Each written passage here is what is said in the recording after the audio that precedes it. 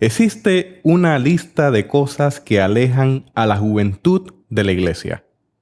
La política, la falta de contenido espiritual profundo, la falta de contenido que se relacione con su cultura, una opinión muy negativa sobre ellos, una opinión excesivamente negativa sobre el mundo en general, no dar la bienvenida, el odio en las redes sociales, la falta de lo sagrado, que alguien sea quien realmente no es, y la falta de pasión.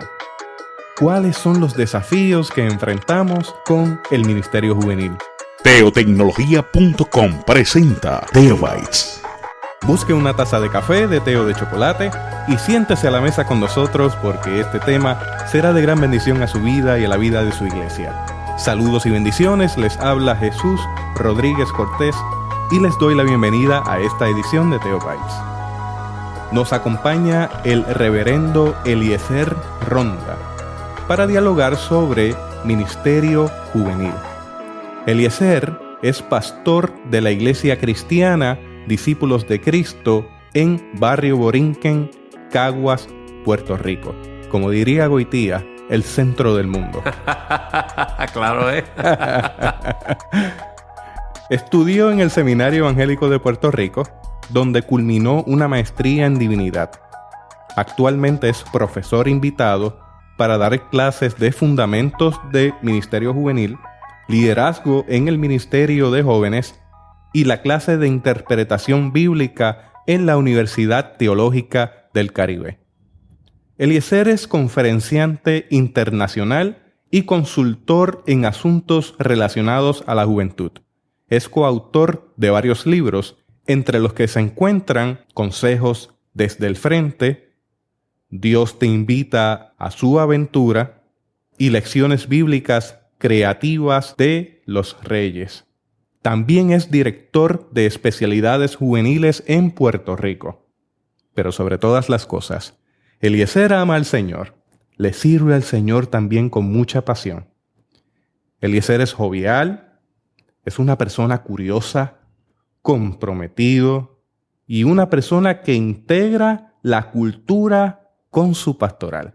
Te doy la bienvenida a Teobytes. Gracias por el privilegio de tenerte aquí. Gracias Jesús por tenerme aquí. Para mí es una bendición. No dijiste que soy barbú. Hacía falta que dijera lo de la barba. Bueno, ya la barba se ha convertido en un icono contigo. Sí. Mira, si tú supieras que el 70% de la gente de la congregación que yo pastoreo no la quiere y el 30% la quiere. Pero yo siempre digo, pues como Jesús estaba con las minorías, yo me quedo con la minoría y la mayoría pues estamos ahí siendo parte del reino también. ¿Qué se va a hacer de ti el día que la dejes? Ay, no sé, pero fíjate, mi hija dice que no le gusta, pero que jamás me la quite, que le gusta jugar con ella. Mira, Eliezer, a mí me gustaría que comenzáramos definiendo qué es el ministerio juvenil. Mire, Jesús, yo creo que esta es una de las grandes preguntas que nos podemos hacer en la tarea de la iglesia, porque fíjate que este concepto de la adolescencia no es tan de mucho tiempo, esto es bastante reciente, apenas lo que tiene son como unos 100 años. Y evidentemente, pues, cuando hablamos de la juventud, pues todavía existe ese debate de lo que es y por lo tanto la iglesia en particular, pues, debate cómo trabajar con esta población. Y hay algunos que argumentan que el ministerio de la juventud es algo que únicamente es entre ese periodo de las personas de 17 a 20 años, otros de 3 a 20 años. Y yo creo que es el momento donde nosotros tenemos la gran oportunidad para forjar la experiencia de fe, la formación de fe del ser humano que está creciendo, que se está desarrollando, que está generando su análisis crítico y donde todas las cosas está tomando las decisiones más relevantes, más importantes para la vida. En la juventud nosotros tomamos decisiones muy trascendentales. Usualmente decidimos hacia qué dirección nos queremos dirigir en nuestra vida académica, en nuestra vida profesional. En la juventud, digamos que tomamos tal vez la decisión de con qué persona quisiéramos pasar el resto de nuestra vida, si el resto de la vida termina con esa persona o no, pero digamos que una parte fundamental que eso tiene una marca bastante seria en la vida, pues eso tiende a ocurrir dentro de la etapa de la juventud. Y a la juventud es donde nosotros empezamos a forjar ese sentido propio de identidad, de decir, mira, este es mi amigo.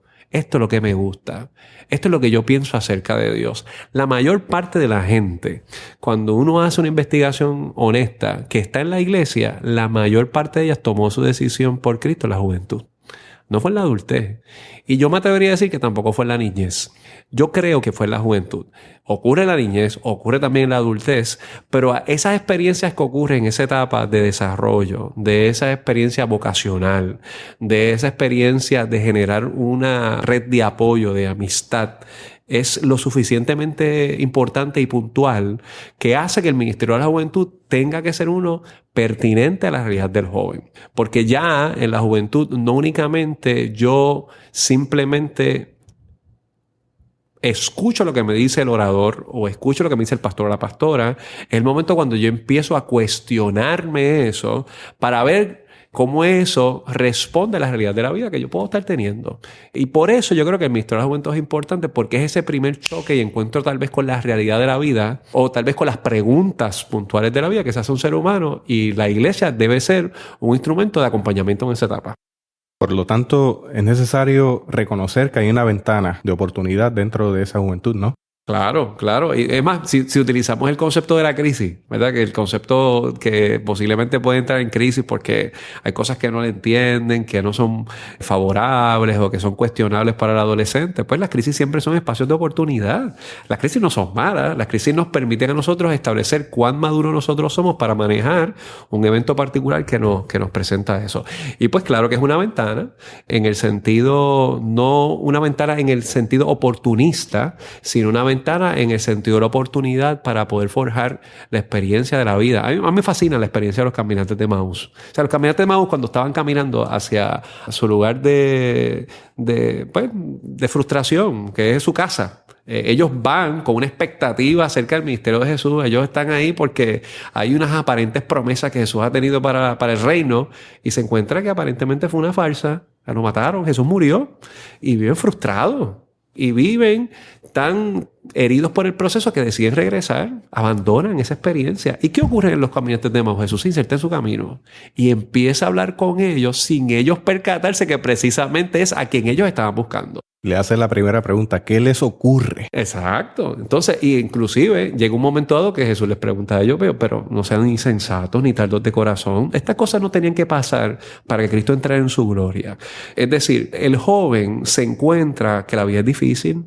Hay gente que se muere en la adolescencia, hay matrimonios que rompen en la adolescencia, hay personas que pierden su trabajo en la juventud, hay amigos que tal vez no son tan amigos en la juventud. Y el escenario de los caminantes de Emaús a mí me gusta porque esas preguntas que no están escritas, pero que son unas que nos pueden llevar a nosotros a poder pensar qué ocurre en aquel que se encuentra con algo que no es lo que pensaba y lo que tenía idealizado que ocurriera y regresa frustrado. Jesús no cuestiona eso. ¿Y qué hace Jesús? Les pregunta, camina con ellos y conversa y les explica las escrituras en ese camino. De manera que cuando se hace de noche, ¿verdad? Cuando oscurece, ellos lo invitan. Y despierta una chispa. Exacto. Entonces ya el asunto no es lo que yo siento, sino es la experiencia convincente y real que estoy teniendo en el camino ante las dificultades que tiene la vida. ¿Qué debe poseer, Eliezer, un ministerio juvenil en una iglesia? Y te hago esta pregunta porque he escuchado diversas opiniones. Hay quienes piensan que dividir demasiado el ministerio pastoral, hablando de pastoral de la juventud, pastoral de la niñez, pastoral de los adultos, una pastoral de la tercera edad, una pastoral para la familia, diluye el esfuerzo. Claro. Te hago la pregunta desde esa perspectiva porque he escuchado estos reclamos. Pero por otro lado, he escuchado la necesidad de un ministerio juvenil en una iglesia que vaya dirigido, enfocado en actividades para esta población. Mira, te voy a contestar esto de otra manera. Hay un antropólogo que se llama Joseph Campbell. Joseph Campbell escribió un librito que se llama El héroe de las mil máscaras. Y el héroe de las mil máscaras básicamente es una teoría antropológica que habla acerca de cómo los héroes míticos en las diferentes culturas tienden a tener crisis de familia y hay un mentor que les asiste para sacar el héroe que hay en ellos. Lo que tenemos que hacer nosotros es verificar cuál es en esta cultura de Marvel y de DC Comics quiénes son los héroes, ¿verdad? Bueno, tú te cuentas con Superman. Superman no tiene papá. Son unos viejitos que lo ayudan y se convierten en experiencias mentor. Y es un superhéroe. Tú tienes el caso de Spider-Man, y Spider-Man no vive con sus padres, vive con sus tíos mayores que lo acompañan en su proceso de vida. Tú tienes a Batman, que también es una persona que vive sin padre. De manera que no puede recaer el proceso únicamente en unas personas que la acompañen, que si ciertamente pueden ser sus fuentes primarias, tiene que venir un mentor. Campbell decía, tiene que venir alguien que sea a la par, que sea una experiencia que pueda colaborar en el proceso de desarrollo, que afirme. Es más, que le diga lo mismo que le dirían sus papás, pero que simplemente se lo dice otra persona. Y sobre esa teoría es que se monta George Lucas para hacer Star Wars. Y que particularmente usted tiene el caso ahí de Luke Skywalker, que no tiene papá. Él te cuenta con su papá más adelante, pero ¿quién está ahí? Los Jedi? Obi-Wan Kenobi. Son personas que acompañan en ese proceso. El Ministerio de la Juventud, cuando uno mira esa antropología social del adolescente, el ser humano en particular, requiere de personas que estén a su lado y que le inspiren y que le formen.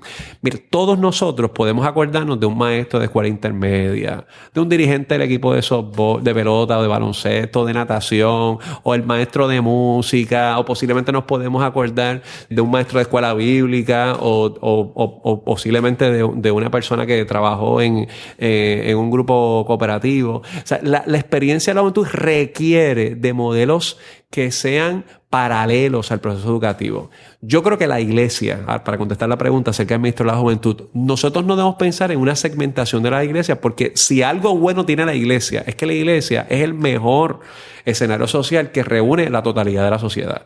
En la iglesia hay gente desde 0 años hasta 90 plus, ¿verdad? Y eso tú no lo encuentras ni en la escuela, eso tú no lo encuentras en una universidad, eso tampoco tú lo encuentras en un escenario de trabajo. La iglesia te permite eso. Pero utilizando esa plataforma, es importante que los líderes que aspiran a forjar la fe y acompañarla, precisamente como la iglesia es el modelaje de lo que David Bosch decía, que la iglesia es debe ser el sinónimo del reino de Dios. O sea, lo más cercano al reino de Dios debe ser la iglesia. Por lo tanto, ese señor que tiene 70 años debe ser lo que vendría siendo ese abuelo del reino de Dios, esa persona de parte del reino de Dios. Y la iglesia debe forjar un proyecto pastoral que permita a ese joven tener un espacio para poder forjar sus preocupaciones, sus aspiraciones, sus preocupaciones, sus dudas, y donde pueda ser acompañado y pastoreado en el proceso. La pregunta sería si el Ministerio de la Juventud en ese caso es un medio o es un fin. Y me explico. Yo creo que uno de los grandes desafíos, y me atrevería a decir de los grandes errores que ocurren en el Ministerio de la Juventud en la iglesia, es que las personas que muchas veces trabajan con los jóvenes lo hacen por periodos de práctica cortos y lo ven como una tarea y no como una vocación. En otras palabras, tú tienes este muchacho o esta muchacha que tú consideras que tiene un potencial pastoral, tal vez él o ella siente una pasión por la pastoral y por decir, pues vamos a hacer algo, trabajate con los jóvenes de la iglesia este año y el año que viene pues te ponemos en otro escenario. Y yo puedo entender que sí es necesario que cada ministro o ministra pase por diversos escenarios de la iglesia local, pero cuando usted utiliza el Ministerio de la Juventud como un conejillo de India, mira, joven se da cuenta. Y la realidad es que no hay relaciones duraderas, que es lo que precisamente un joven está buscando. Mire, cuando yo voy a la escuela, yo le pregunto a los adolescentes quiénes están locos porque empiecen las clases. Nadie quiere que empiecen las clases porque nadie quiere coger exámenes. Pero cuando yo le pregunto quiénes están locos por encontrarse con sus panas de la escuela, con sus amigos de la escuela, con sus amigas de la escuela, con sus compinches de la escuela, todo el mundo levanta la mano. Porque si hay algo que al joven le gusta son las relaciones. O sea, el joven no tiene dinero, tiene amigos.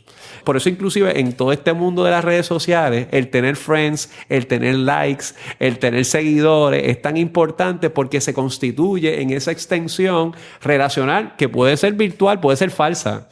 Yo no estoy diciendo que sea necesariamente siempre real, pero le da un sentido de pertenencia. Y al joven en esa etapa de la vida ya no vale tanto por el capital económico que tiene, tal vez quizás por las cosas que se pone, pero sí por la cantidad de amigos que tiene. Y eso es fundamental. Y aquí yo voy en un valor importante del Ministerio de la Juventud, es que las personas son más importantes que los programas.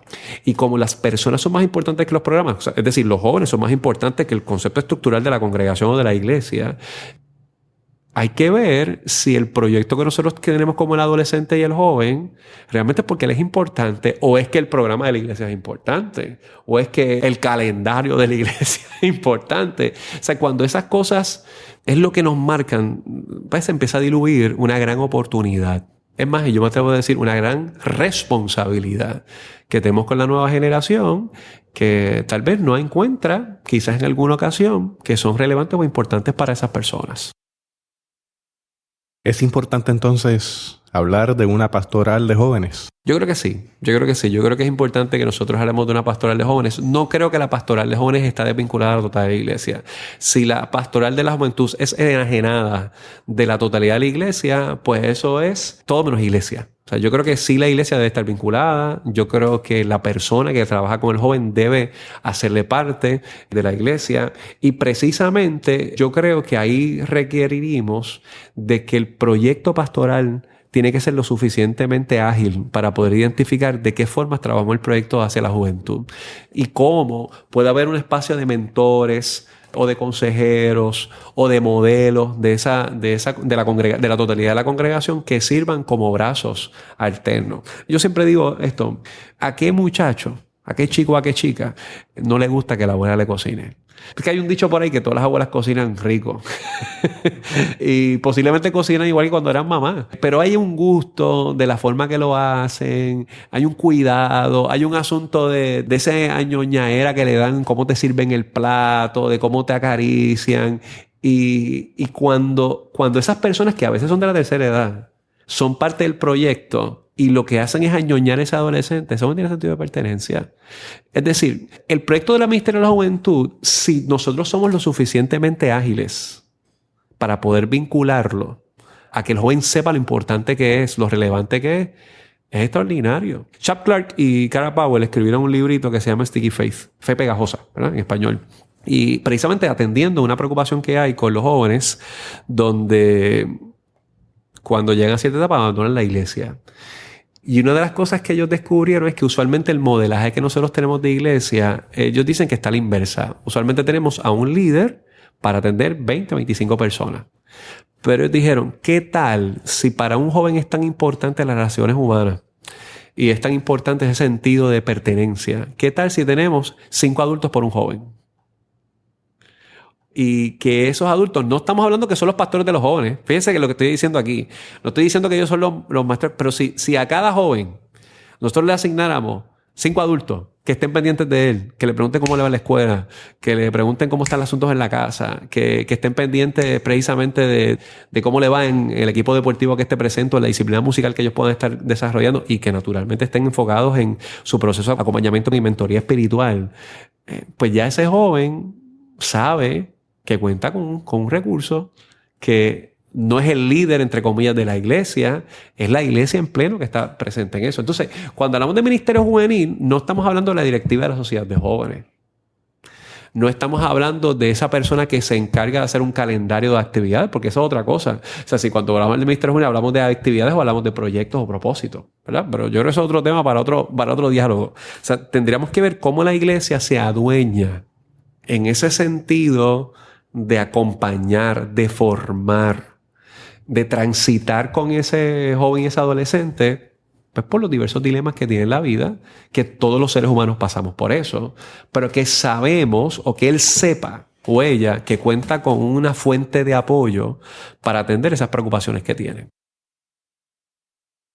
Yo quisiera que tú me relataras un poco sobre cómo tú has visto el desarrollo del ministerio juvenil en América Latina en general. Uh-huh. Has viajado bastante. Uh-huh. Veo a cada rato que estás en Texas o en Nicaragua, estás de repente en algún otro lado. Uh-huh. Y eso me habla de que tienes una exposición a América Latina y Estados Unidos. Es bien interesante, ¿verdad? La realidad es que cuando estaba en Estados Unidos, usualmente estaba con la iglesia hispana, que es un fenómeno bien particular, muy diferente a sus propios países. No es lo mismo estar en una congregación centroamericana en los Estados Unidos que estar con una congregación mexicana en México. Y pareciera que fuera redundante, pero hacemos el planteamiento porque hay muchos mexicanos que están fuera de su país natal o guatemalteco. Yo te diría que hay una peculiaridad que se ha ido desarrollando importante y que sí, me parece que hay una adaptación norteamericana, pero que hay una propia cultura particular que se da dentro del fenómeno latino. Me parece que, por ejemplo, en Estados Unidos se enfatizó mucho en la década de los 80, 70, 80, el concepto del ministerio bien recreativo. Entonces, pues tienes el mismo modelo, un icebreaker o un rompehielo al principio, nos reímos un ratito, tenemos un tiempo de cántico y hay un mensaje y pisco labios al final. Digamos que si tú miras, esa es la estructura que se funcionaba. Y por mucho tiempo yo me atrevería a decir que la iglesia latinoamericana empezó a adoptar ese modelo. ¿Sí? Hacemos algo de juego, bien chévere, cantamos, compartimos y ya. Pero la iglesia latinoamericana es muy madura, con la peculiaridad de que los desafíos sociales y económicos de América Latina son muy diferentes a los norteamericanos. Y sí se ha replanteado cómo hacer su proyecto a base de sus realidades. No podemos negar que el fenómeno en muchos países latinoamericanos, el fenómeno patriarcal es bien fuerte. Es muy fuerte. Y entre esas cosas, pues el fenómeno del alcoholismo en América Latina es altísimo. O sea, si en algún momento usted ha tenido la oportunidad de visitar algunos de estos países latinoamericanos, usted va a ver que en la sociología de esas comunidades, el nivel de alcoholismo y de esa actividad patriarcal es bien fuerte, ¿verdad? Que nosotros tenemos unos estragos aquí en Puerto Rico. Yo me atrevería a decir respetuosamente que en otros países, otras partes de América Latina tal vez es más pronunciado. Y el Ministerio Juvenil ha empezado a forjar un proyecto que pueda, tal vez quizás por esa carencia de valores, de relaciones, rescatar un poco lo que es una hombría responsable y empezar a cuestionar los modelos litúrgicos imponentes que ha tenido el liderato de la iglesia por mucho tiempo. Y entonces ya no partimos tanto del juego, que obviamente es algo que se integra, pero se empieza a replantear en cómo eso puede ser un escenario para transformar el escenario que está a su alrededor. De manera que yo he visto en América Latina proyectos de jóvenes, de ministerios juveniles, con la intencionalidad de hacer unas modificaciones al entorno social y proyectos de propuesta de trabajo. Es decir, donde se han involucrado a hacer proyectos cooperativistas para transformar su entorno. Y eso es un detalle bien importante, porque eso surge no en la iglesia. Eso ya no surge tanto desde la actividad programática y ya el Ministerio Juvenil se va a replantear ese proceso y se va a desarrollar. Ahí lo que hay que verificar bien cuáles son los modelos teológicos que nosotros aspiramos en nuestra visualización de lo que es el aspecto del reino de Dios para que se pueda materializar de una forma adecuada con la nueva generación. Yo creo que ese punto es importante. Uh-huh. De los 10 puntos que leí en un principio, Uh-huh. una de las cosas que provoca que nuestra juventud abandone nuestras comunidades de fe Uh-huh. es que no tienen un contenido teológico profundo. Uh-huh. Se tiende a errar, se tiende a pensar que entregando contenidos livianos es suficiente para esa generación. Uh-huh. Y no es así. No, Ellos y ellas esperan un contenido profundo que entre en diálogo con su cultura y que le dé una razón de ser. Si no lo obtienen, entre tantas otras cosas, sencillamente se desconectan del proyecto de fe. Uh-huh. Y por ahí va la pregunta.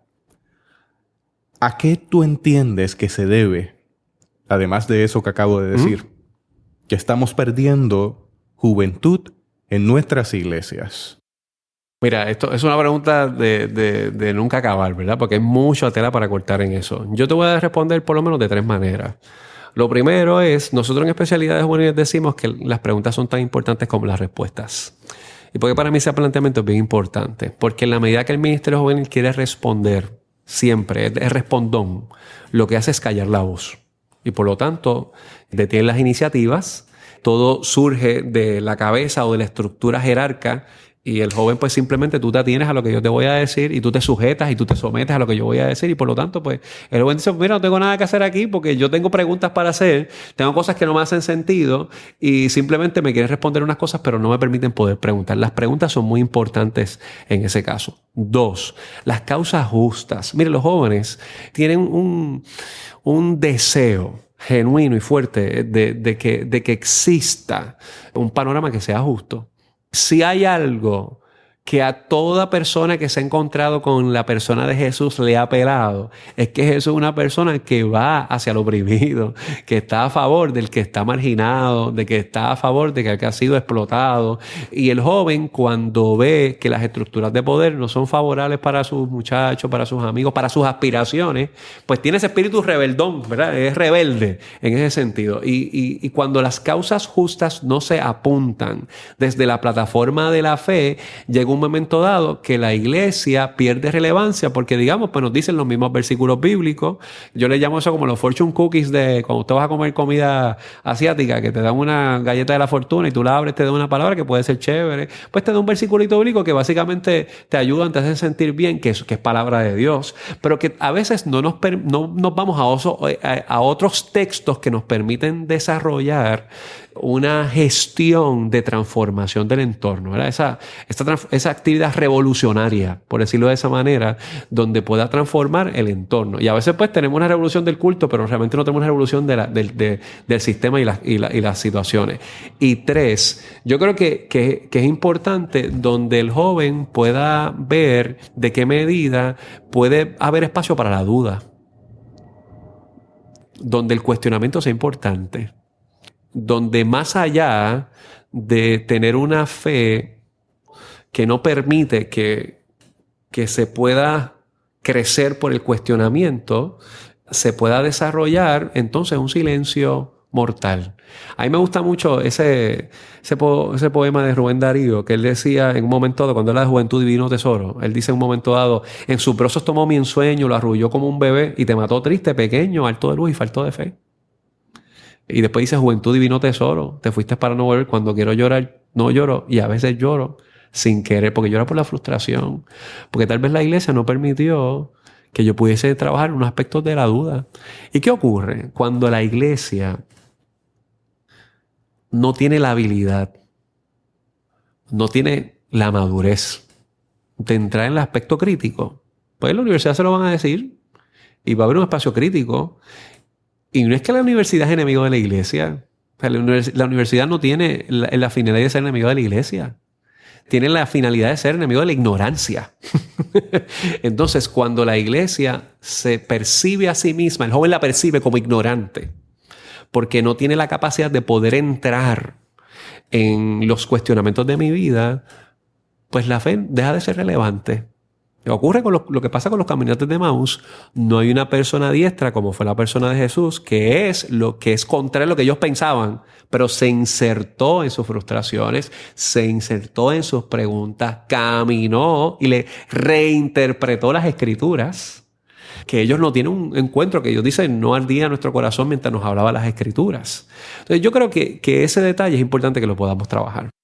Y ese Jesús que se inserta en la conversación, ese Jesús que sufrió, claro, que lloró, que se vio quebrantado, al punto de decir hasta aquí, pero que no sea mi voluntad, que sea la tuya. Y en ese sentido, nuestra juventud tiene un detector de mentiras. Si le mostramos a nuestra juventud una falsa imagen de santidad, al punto de que no mostramos nuestras emociones y un sentido de invulnerabilidad, eso es para ellos y para ellas falsedad. Tú eres pastor. Y a la figura pastoral le cae una imagen y una carga muy fuerte de que tiene que mantenerse fuera de emociones. Pero ellos lo saben. Que tú también sufres, que lloras, que yo también como líder lloro, sufro. Y en la medida en que puedan identificarse con esta persona que en vez de tener una fe invulnerable, tiene en ocasiones su crisis de fe y sus alturas de fe, igual que ellos, pues el pretender que eso no es así, les aleja. Mira, Jesús, yo como pastor tuve una experiencia hace 2 años en la congregación que pastoreo que marcó la iglesia fuertemente. Nosotros tuvimos un adolescente que murió en un accidente de tránsito. Tenía 13 años. Esta chica tiene 13 años y parece como de 15, 16. O sea, que es bien ágil.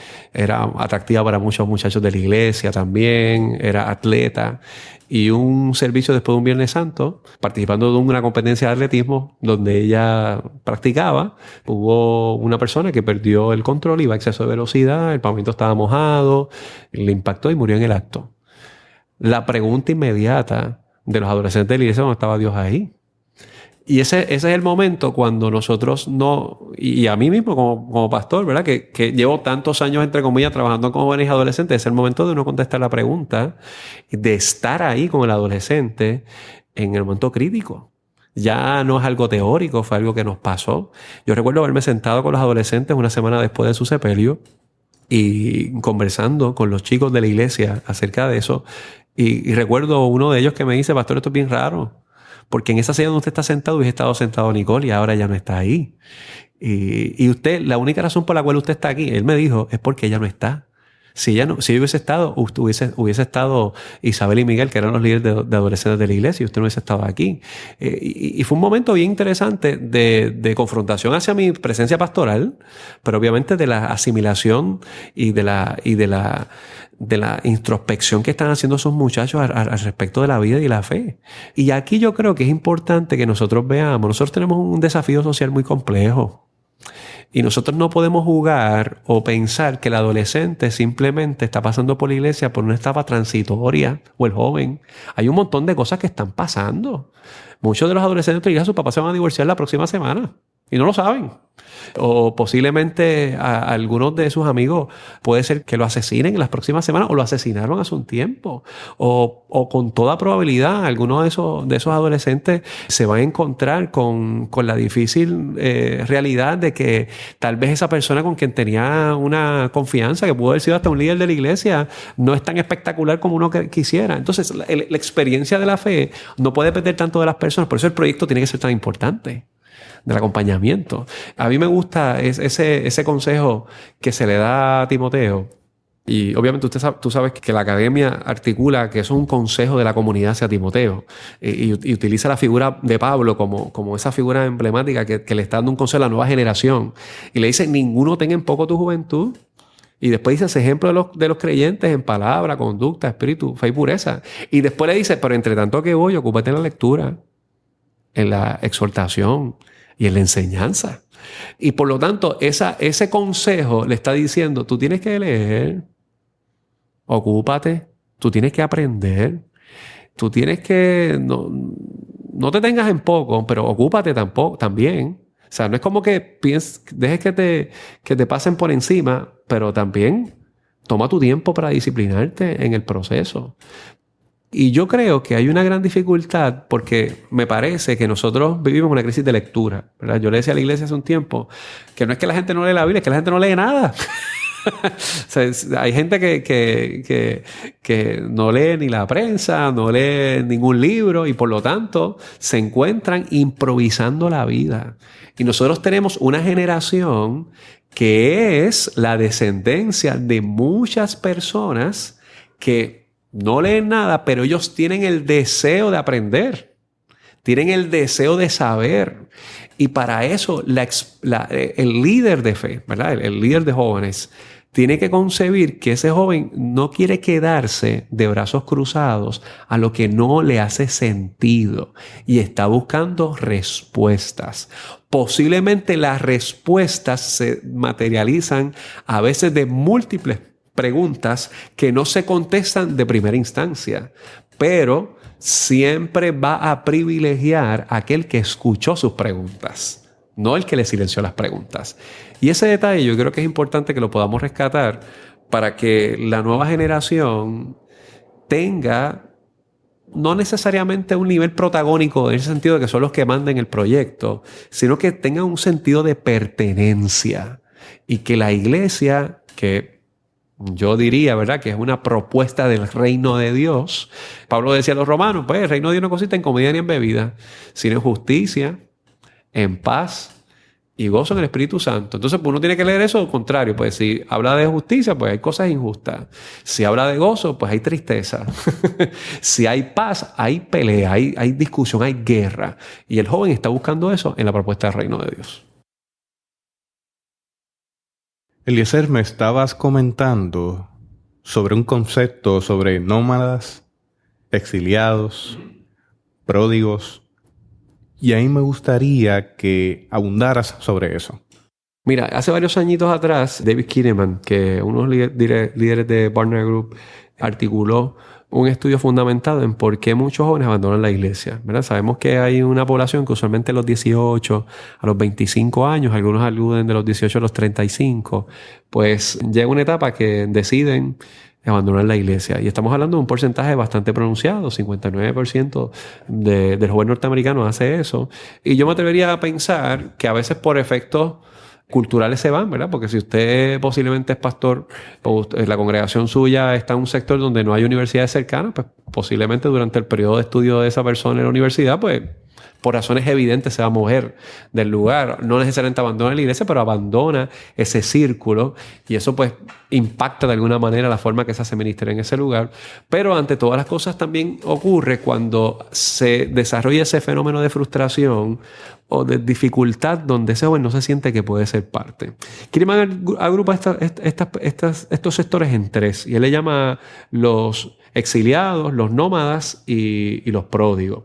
Y cuando hablamos específicamente acerca de los nómadas, él habla acerca de ese grupo de jóvenes que tienen un trasfondo cristiano y que han decidido abandonar la iglesia, la actividad en la iglesia, aunque ellos todavía se consideran cristianos. Así que básicamente son como un nómada, ¿verdad? Los nómadas son personas que están buscando un lugar en donde vivir. Así que ellos, tal vez el fenómeno de la iglesia local donde pertenecen ya no les apela, tal vez no les responde a su realidad. Todavía se consideran cristianos, no han abandonado la fe, pero de alguna forma no se ven en esa congregación en particular y tal vez no han encontrado un lugar donde pueden encontrarse.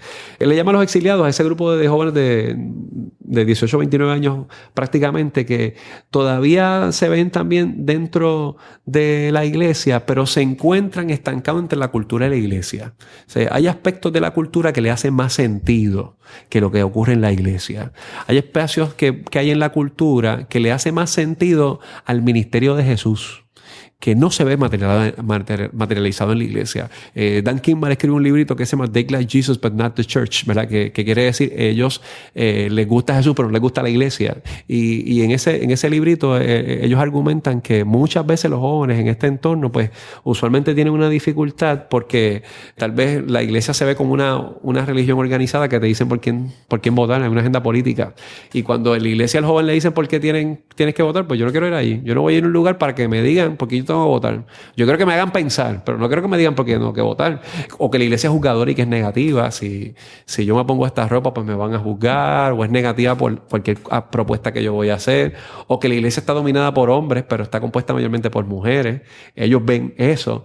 Que la iglesia es homofóbica, que dice que ama al homosexual, aborrece su pecado, pero que mentira, que lo que hace es que se burla del homosexual. Y los jóvenes están en ese proceso de preguntarse por qué estas cosas ocurren dentro de la actividad de la iglesia, que la iglesia es arrogante diciendo que los demás estén equivocados y ellos tienen la razón.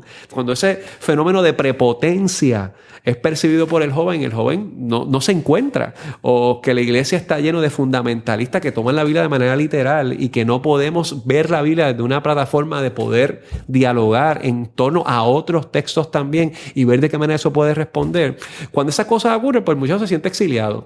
Y ocurre lo que también Kierkegaard dice, que son los pródigos. Y los pródigos, él dice, son, mira, los que se fueron de la iglesia y abandonaron la fe. O sea, eso le pidieron al papá el dinero y se fueron y lo gastaron. Y es posible que regresen, pero saben que su hermano mayor no quiere que ellos regresen. Entonces, desde esa dinámica hay un fenómeno interesante, ¿verdad? Esto es un buen librito, usted puede leer, se llama In Grace You Lost Me, en español se llama Me Perdieron. Y creo que presenta unos conceptos bastante buenos que pueden ayudar a poder comprender ese fenómeno, ¿verdad? No quiere decir que todo lo que esté en ese libro es la tesis completa, pero me parece que es un trabajo bien hecho que pueda apuntar a unos fenómenos. Fíjate interesante eso. Yo no he tocado aquí el tema tecnológico ni el tema recreativo aquí, que para mí es importante. Pero muchas veces pensamos que el Ministerio Juvenil es tener una página de Facebook, tener un Twitter, tener un Snapchat y ser cool. Y el joven eso le gusta. Pues claro, porque es parte de su dinámica. Pero el joven sabe que la vida es más que eso. O sea, tampoco... O sea, para mí es importante que estés conectado. O sea, para mí es una herramienta extraordinaria y puntual, ¿verdad? Porque eso nos permite relacionarnos en múltiples foros. Pero el joven no está tan necesitado de que tú tengas esto para ser pertinente para mí. Yo creo que eso me ayuda a yo poder relacionarme y quizás puede ser, aquí en Puerto Rico decimos charritos, ¿verdad? Como que obsoletos o medio anticuados. Pero más bien lo que está buscando es una experiencia relacional genuina y que tenga contenido en ese sentido. Y no hablo acerca de los juegos porque los juegos es importante, pero cuando la iglesia depende de juegos, o depende de un Snapchat, o depende de un tweet, o depende de la actividad que podamos publicar en las fotos y en los videos, que para mí es importantísimo, pero si dependemos de eso, mira, al joven no le importa eso. La realidad, no les importa porque eso lo encuentra en otro lugar. La iglesia tiene algo que ofrecer y tiene que ofrecer a Cristo. En una frase idiomática nuestra, eso es un chihichijá. Claro. Se convierte en un día de juegos y más nada. Y yo creo que estás dando en el clavo.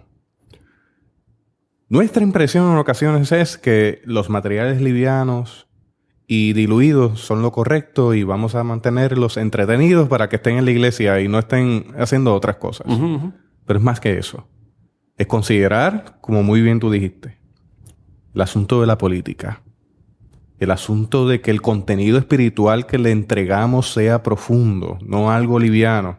Como diríamos, un jugo de estos concentrados que se diluyen y ya le tenemos alimentados con eso. La falta de relación con la cultura. Esta es una juventud pop, que tiene una cultura pop, una cultura popular. Y si no nos preparamos ante esa cultura, estamos simplemente desconectados con ellos y con ellas. Claro. Esa opinión excesivamente negativa sobre todo, particularmente sobre lo mundano. Ese modelo de que eso es mundano, eso es absolutamente malo. No entramos en relación con eso. No dar espacio para otro tipo de reflexiones. La falta de ese ámbito sagrado. En ocasiones pensamos que con brincar y saltar ya cubrimos todas las bases. Esa es la idea formada de la mayor parte de la gente. Que si brinca y salta y hay buena música es suficiente. Mire, el ámbito de lo sagrado no lo podemos abandonar. Lo genuino. La pasión. Es algo absolutamente necesario para esta generación. Si estamos hablando de acompañarles y ser pertinentes a su forma de vida y al tiempo que le ha tocado vivir. Mira, el Ministerio de la Juventud y el joven, pues obviamente, pues cada uno es un mundo, es complejo. Yo sé que yo le digo a mis estudiantes cuando les doy clase, mi meta aquí es darle el dolor de cabeza, dañarle el estómago. Para cuando ustedes lleguen a su iglesia, digo, dime cómo puedo hacer esto, y que se rasquen la cabeza, cómo lo podemos hacer, porque la realidad es que no hay una forma de hacer esto. O sea, no hay una clave. Ahora, sí hay fundamentos importantes que tenemos que considerar. Y poco a poco, si realmente nosotros amamos a los jóvenes, nosotros vamos a conocerlos. A mí me fascina una frase de la película de Forrest Gump, que es una película viejísima, ¿verdad? Del 95. Forrest Gump, si ustedes vieron esa película, él estaba enamorado locamente de esta muchacha que se llama Jenny. Y esta muchacha le dio una mala vida a Forrest, una pésima vida. Ella se aprovechó de él. Bueno, se fue con otro, utilizó su dinero. Y en un momento Forrest se da cuenta, cuando ella regresa, que ella como que no lo está tomando en serio, y él le dice a ella, I'm maybe not so smart, but I know what love is. Yo no sé, tal vez no soy muy inteligente, pero yo sé lo que es el amor. Así que el joven no está tratando de pensar, yo creo que tenemos que ser inteligentes, pero no es que está tratando de que tú seas más inteligente de lo que eres, pero que los ames. Y que eso te permita a querer profundizar y a aprender más. Cuando eso ocurre, el joven sabe que la iglesia es un lugar de refugio. Nosotros vivimos en Puerto Rico, ¿verdad? Y Puerto Rico está en una zona tropical. Y siempre en la temporada del verano hasta principios del invierno ocurre lo que se llama la temporada nacional de huracanes. Y los huracanes tienen viento sostenido y ráfagas de viento, ¿verdad? ¿Y qué pasa cuando hay un huracán? Hay lugares que hay que llevar a los muchachos a los refugios, a las personas que viven en sectores en que están en alto riesgo. Los refugios no son cómodos, pero son seguros. La iglesia a veces va a ser incómoda, pero tiene que ser un lugar de seguridad. Y el joven, nosotros tenemos que llevarlo a que se incomode en su reflexión, pero que sepa que este es un lugar seguro donde él puede preguntar, donde él se puede expresar, donde él puede debatir. Que aunque el escenario a veces sea incómodo, ¿sabes? Sea complicadito, estamos seguros, porque este es el reino de Dios. El reino de Dios no se reserva derecho de admisión. Ahí caemos todos. Y con toda la complejidad que esa expresión acarree, para que podamos ser una comunidad donde verdaderamente podamos decir, yo soy parte. La iglesia es el cuerpo de Cristo. Y en ese cuerpo de Cristo yo me veo reflejado. Me veo en las manos horadadas que están heridas, sangrientas, o tal vez las manos horadadas que ya están sanas. Me veo en esa corona de espinas incrustadas en la cabeza, que a veces carcomen mis pensamientos. Me veo también esa mirada compasiva. Me veo en ese costado abierto. O sea, el cuerpo de Cristo tiene que verse desde sus heridas y desde esas roturas. Pero sigue siendo el cuerpo de Cristo, que el lugar es incómodo, pero en el Señor, ¿verdad? El Señor es nuestra fortaleza. ¿De quien temeré? O sea que la iglesia debe forjar un espacio donde hay un sentido donde yo diga, está soplando fuerte afuera, los vientos están a punto de tumbar la casa. Estoy en un refugio. Tal vez tengo que estar aquí con alguien que piensa diferente a mí y que tiene unas costumbres peculiares, pero aquí no me va a pasar nada. Esa debe ser la iglesia. Y el joven debe sentirse así. Si nosotros aprendiéramos ese principio de nuestra realidad, de cómo trabajamos el proyecto de la iglesia, de ese escenario huracanado y complejo, amenazante que vive el joven y el ser humano en particular, el joven, la próxima vez que venga la policía o la defensa civil, la agencia de manejo de emergencia, a buscarlo cuando viene el viento huracano, dice, yo voy para el refugio. Porque a veces quizás la comida no es la mejor, pero estoy seguro. Y puedo conversar. Puedo ser aceptado. Y aunque pueda pasar algo afuera, yo sé que a mí no me va a pasar nada. Eso es lo importante que tiene que ser la iglesia para el joven. Eliezer, ¿qué recomendaciones tú puedes dar para un ministerio efectivo a la juventud del día de hoy? Bueno, mira, varias cositas importantes. Yo obviamente creo que el joven tiene que ser protagónico en esto. Hay que darle voz a ellos. Creo que tienen que haber adultos involucrados en el ministerio juvenil. Y cuando me refiero a adultos involucrados en el ministerio de jóvenes, yo creo que tenemos que hacer un grupo multidisciplinario donde los jóvenes tengan su parte, tengan su contribución, pero pueden haber personas que les acompañen y que sirvan de experiencia de mentores para ellos. Nosotros en especialidades juveniles decimos que los jóvenes no son vasos que se llenan, son fuegos que se encienden. Si nosotros podamos mirar al joven no como un recipiente, sino como un gestor del proyecto. Paulo Freire hablaba de la educación bancaria, ¿verdad? Que tú le tirabas a la gente el conocimiento y que él lo recibía y no hacía nada con eso. Pues la iglesia también tiene que romper con eso. Y no puede ser un vaso que se llena. Tiene que ser un fuego, mira, que tú le enciendes, ¿verdad? Aviva el fuego del don de Dios que está en ti. Dios nos ha dado espíritu de cobardía, sino de poder, de amor, de dominio propio. Ese consejo que se le da a Timoteo es fundamental que se lo demos a la juventud. 3, la iglesia debe tener un espacio donde el joven pueda generar propuestas de transformación. Y me explico. Hay veces que nosotros le decimos al joven lo que tiene que hacer, pero no le preguntamos lo que puede hacerse y permitir que ellos comanden el proyecto. Los jóvenes están listos para servir ayer. No mañana. O sea, hay tantas cosas que pueden hacer. Y como el joven tiene un gran deseo por las causas justas, o sea, la mayor parte de la juventud, para no pecar de ser demasiado idealista, la mayor parte de la juventud desea que el mundo sea mejor, sea justo. Desea, desde lo más sencillito, de que esa pared que está despintada se pinte en la comunidad, de que la grama se corte y de que podamos darle comida a los que no tienen comida. Pues permitamos que hagamos eso. No pongamos tanto peligro. Mira, puede pasar algo, ten cuidado, tengo preocupación de lo que pueda ocurrir. Seamos proactivos para que eso ocurra. Si el joven puede verse ya ahora no como el recipiente, sino como el gestor, como una parte fundamental del proyecto de transformación, pues ya la iglesia no es meramente un lugar de seguridad. La iglesia es un lugar donde cree en mí. La iglesia es un lugar de afirmación y de proyección. Y eso es importante que nosotros lo podamos forjar para que se materialice lo importante. A mí me gusta el consejo que se le da a Josué, ¿verdad? A Josué se le dice, mira que te mando que te esfuerces y seas valiente, no temas ni desmayes porque Jehová tu Dios estará contigo donde quiera que tú vayas. Pero ¿qué dice el versículo que le antecede? El versículo 8. Nunca se aparte de tu boca este libro de la ley, sino que meditarás en él de día y de noche. Entonces harás prosperar tu camino y todo te saldrá bien. En otras palabras, cuando reflexionamos juntos sobre lo que es la palabra de Dios, ese misterio de Dios. Pues mete mano y esfuérzate. Si a fin de cuentas los proyectos están fundamentados en la reflexión, no en la pasión, como decía Pablo, la pasión desordenada. Está en la pasión ordenada y yo diría sintonizada con el corazón de Dios. Y eso es fundamental. Nunca se apartará de tu boca este libro de la ley, sino que de día y de noche meditarás en él, para que guardes y hagas conforme a todo lo que en él está escrito, porque entonces harás prosperar tu camino y todo te saldrá bien. Eso lo dice en Josué 1:8.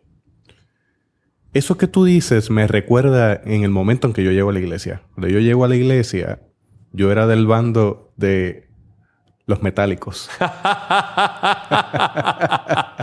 Ahí tengo un mental picture ahora, Sí, curioso. Sí. Entonces yo llegué con esa imagen. Uno vestía mayormente de negro, los pantalones y las camisas, y había un estilo de pelo que en aquel momento yo, aunque no me queda mucho pelo, en aquel momento yo tenía el pelo rizado y lo tenía con un tratamiento que me lo había permitido crecer más o menos como hasta los hombros. Eso es el equivalente a un joven que llega hoy a la iglesia con tatuajes, con sus aretes, con su forma de vestir, con su forma de cultura. Y yo pienso en eso también, que en aquella época, si a mí se me hubiese juzgado de la manera en que yo llegué a la iglesia, no se me hubiese dado el lugar. Sin embargo, el liderato que estuvo a mi alrededor me permitió empezar a trabajar en diversos ámbitos de la iglesia. Y el yo haber asumido esa responsabilidad de ser técnico, de ser músico, de ser maestro, de eventualmente comenzar a ser diácono, eso fue lo que a mí me involucró y me envolvió de tal forma en la iglesia que me llevó una experiencia que me acompaña al día de hoy. Eso fue esencial, fue crucial en mi vida. Y yo creo que estamos en ese mismo momento, como parte de esa pastoral y liderato. ¿Qué lugar le estamos dando a nuestra juventud? Independientemente de cómo se vean o cómo piensen o cómo son. Es hacerle parte activa del proyecto de Dios. Y que la nueva generación, Jesús, siempre es la generación que nos va a seguir y que tienen desafíos para nosotros que tenemos que considerar y eso los tenemos que incluir. Yo te digo con mucha preocupación, a veces veo una iglesia muy envejecida en lugares que voy a predicar, iglesias donde a veces yo voy a un servicio de jóvenes y hay 200 adultos y 10 jóvenes. Y obviamente pues yo puedo hacer todas las conjeturas y las especulaciones de lo que puede ocurrir ahí. No me consta que esas cosas estén ocurriendo, pero algo a simple vista no parece que se está materializando. Y yo sí creo que a veces nos hemos entretenido mucho en querer hacer las cosas correctas, entre comillas, por querer responder a esa generación previa, que hemos perdido una gran oportunidad de poder servir, involucrar, hacer parte, transformar y dejarnos ser desafiados por la nueva generación. ¿Qué fue lo que dijo Jesús? El sermón del monte muchas veces. ¿Oíste qué fue dicho? Mas yo os digo. O sea, esa expresión, mira, aprendimos esto. Esta es la propuesta del reino. La nueva generación siempre dice, mira, así se dijo esto, pero yo creo que podemos hacer esto. Eso es palabra de Dios. Eso es logo, ¿verdad? Eso es la palabra de Dios encarnada en el corazón de la nueva generación, siempre y cuando nos riña con los principios y valores del reino. Pero cuando un joven te dice, yo escuché esto, pero yo te digo que esto yo creo que es lo que hace falta que hagamos en este momento. Yo escucho a Jesús en el sermón del monte. Yo escucho a Jesús diciendo que el hombre necio hizo la casa sobre la arena y no sobre la roca. Y nosotros no podemos construir ministerios de la iglesia arenosos que se vean bien y que a fin de cuentas van a diluirse y van a caer. Eliezer, yo quisiera que nos compartieran unas palabras finales a modo de cierre desde una perspectiva pastoral y pedagógica. Y también me gustaría que compartieras algo sobre el contacto contigo en las redes sociales y la parte de las redes sociales que tiene que ver con tu iglesia. Claro. Mira, de primera instancia yo le diría a todo el que trabaja con jóvenes, con calma. A veces nos desesperamos porque los resultados no son inmediatos. Ese dicho que dice que Roma no se hizo en un solo día, pues el proyecto del Ministerio de la Juventud no se hace en un solo día. Así como los niños no siempre agradecen las gestiones que uno hace por ellos, los jóvenes no siempre agradecen lo que se les hace, pero están muy pendientes de lo que se hace. Eso yo nunca voy a olvidar que mi pastor, cuando yo me gradué de la escuela superior, Víctor Groló, fue a mi graduación de cuarto año.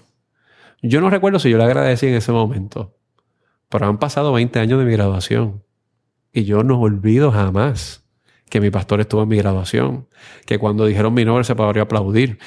Esos detalles son importantes. Y si el joven está pendiente del pastor, la pastora o de los líderes de iglesia, sabemos que el pastor no puede estar en todas partes, que está pendiente y que los acompaña en el proceso.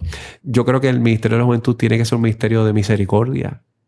Cuando Jesús se encontró con Pedro en el mar de Tiberia, le dijo, ¿tú me amas?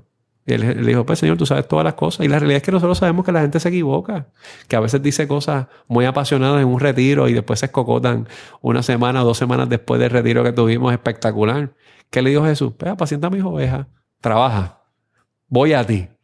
Es más, la iglesia tradicional pone a Pedro como la cabeza de la iglesia. Por lo tanto, la iglesia se constituye sobre una figura que negó a Jesús, que lo traicionó, que habló antes de tiempo. Todas esas cosas de un joven rebelde apasionado es Pedro. Y de ahí salió Pentecostés. Por lo tanto, tenemos que ver eso en la nueva generación.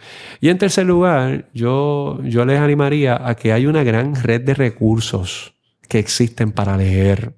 Tal vez quizás hace 15 o 20 años atrás no existían tanto material especializado en la juventud, pero hoy los hay. Tomo licencia para decir de especialidades juveniles, que es la organización que yo trabajo. Nosotros tenemos más de 70 libros escritos para el Ministerio de la Juventud en español. Y existen libros traducidos y hay libros en inglés. Hay una revista que se llama Líder Juvenil que es gratis, que usted puede descargar todas las ediciones y son por journal, son por temáticos, ¿verdad? Y todos los artículos están orientados a ese tema en particular. Hay personas que tienen peritaje en el área de diversas partes de América Latina y a veces de Estados Unidos también, que tienen buenos recursos. Voy a decir lo mismo que dije al principio. Ocúpate en la lectura. Cuando hablamos de ocuparse de la lectura es que nosotros somos los que tenemos que leer también y que ese joven pueda ver que tenemos respuestas para ello. Y que a fin de cuentas, miren, cuando nosotros decimos que los jóvenes no son vasos que se llenan, son fuegos que se encienden, vamos a ver esa llama que está ahí. Va a germinar, va a ser poderosa, es buena. El crecimiento espiritual no es matemático. Y que a fin de cuentas, si la gracia de Dios, esto es imposible. Nosotros lo hacemos porque Dios nos llamó, porque Dios ama a los jóvenes mucho más que nosotros y porque tiene tanto sentido del humor que nos llamó a nosotros para hacer este trabajo. Redes sociales. Tenemos la página de especialidades juveniles. Sí, puedes entrar a la página especialidadesjuveniles.com. Ahí hay mucha información, hay artículos todo el tiempo, hay rompehielos, hay estudios bíblicos, hay libros que puedes acceder y hay siempre links que te pueden llevar a esa dinámica peculiar de este tiempo que te puede conectar con un montón de oportunidades y de otros ministerios que hacen cosas para jóvenes, que lo puedes ver. También nos puedes seguir a la página de nuestra iglesia, que usualmente siempre subimos en Facebook, que todas las redes sociales de la congregación que yo pastore son ICDC Borinquen, que es la Iglesia Cristiana Discípulos de Cristo de Borinquen. Te pones ICDC Borinquen en Twitter, en Facebook, en Instagram, en Periscope. Ahí están todas las redes de la iglesia. Nosotros tenemos la peculiaridad de que nosotros tuiteamos todas las predicaciones. O sea, hay alguien que siempre está tuiteando la predicación. Invitamos a que las personas tuiteen la predicación, que le den retweet a las predicaciones. Y además se graban en podcast. Siempre las subimos ahí en las páginas de Facebook y en Twitter. Pero también la puedes ver directamente si tienes un servicio de podcast como este. Pones ICDC Borinquen y puedes ver toda la serie. Nosotros publicamos las predicaciones dominicales y los estudios bíblicos de la semana. De manera que si usted quisiera escuchar alguno de los sermones, pues usualmente yo predico por tópicos en serie, que los puede seguir. No solamente yo, ahora mismo tengo un pastor practicante en la iglesia y otros líderes laicos de la iglesia que también son parte de la experiencia formativa de la congregación. Yo soy uno de los escuchas de ese podcast. Está excelente. Bueno. Qué bueno, excelente. Gracias. Igualmente recomiendo, además del podcast de la Iglesia Cristiana Discípulos de Cristo en Barrio Borinquen, Caguas, ICDC Borinquen, también les recomiendo un podcast de un amigo mío que se llama Cambio 180. Melvin Rivera Velázquez, quien ha sido un mentor y ha sido alguien que yo he seguido como ejemplo en este asunto de los podcasts. Produce un podcast extraordinario. No se lo pierda. Vaya a iTunes, Cambio 180. Ese sí que es Obi-Wan Kenobi.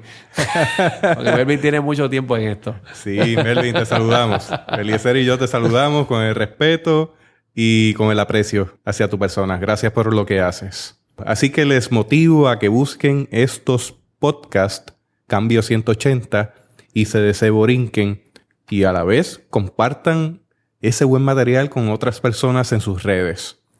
Bueno, Eliezer, gracias por acompañarme. Yo espero que algún día la barba me crezca algo cercano a lo que tienes. Claro, que te conviertas en un hombre completo. Ay. Hasta aquí esta edición de Theobites.